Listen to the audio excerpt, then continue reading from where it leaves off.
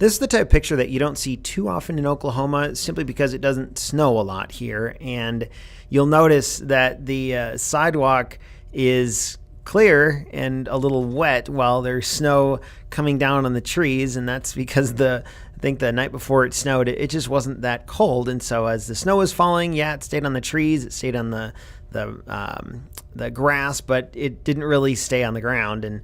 And we didn't have school canceled or anything this day.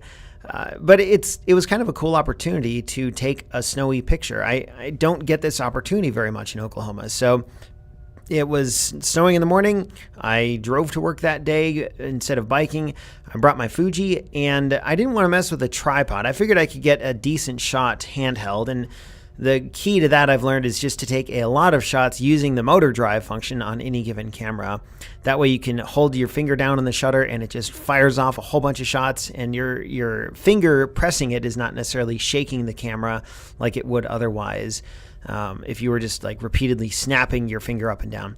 Anyway, so I think this is was this like a 20th of a second? I'm not sure. I could check the data on Flickr, and you're welcome to check the data on Flickr if you want. But this was one of probably 30 photos I snapped. And what I was trying to get here was the snow actually coming down, like the swirling of the snow. And it only kind of worked because the bottom half of the photo doesn't really show much in terms of the falling snow. But if you look at the top, and the darker areas up on the top with the greens and the cedars, or the cypress trees in the background, you'll see that there's those snow tracks, and it kind of looks like you're in a blizzard because there's snow blowing everywhere. In reality, it wasn't that much snow, and it only looks like it's blowing everywhere because the shutter has been open for a 20th of a second.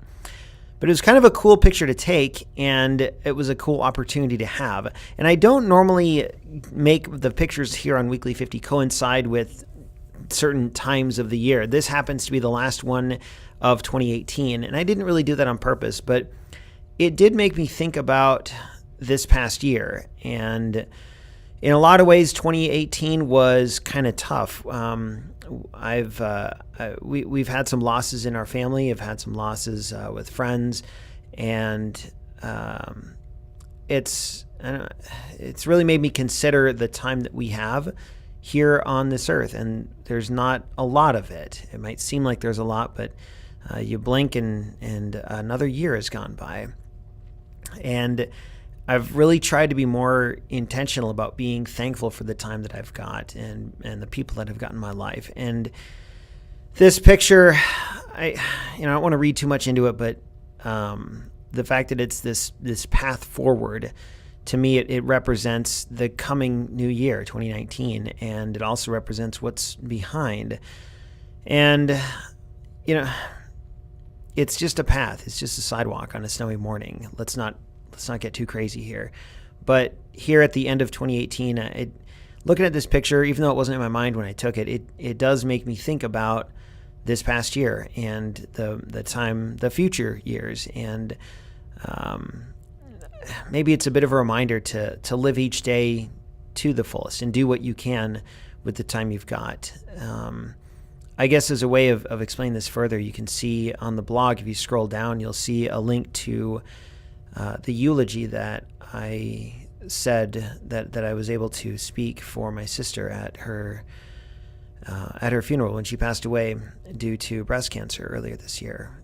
And if you want to see that eulogy, you can scroll down on the blog. If you want to share that with anyone who might be going through something similar, please go ahead. Like my brother-in-law Adam said, the more we share her story, the more people will learn about her and hopefully be comforted by her and even come to know the Lord because of her story. So it's hard to find a bright spot and stuff like that, but hopefully this picture makes you think of something from this past year, something that you're thankful for. Think of the time that you've spent with loved ones this past year, and think of the future. Think of the path before you, and what are you going to do with that time? And I would encourage you to find ways of making the most of it. So here's to another year gone, and here's to hopefully a good 2019.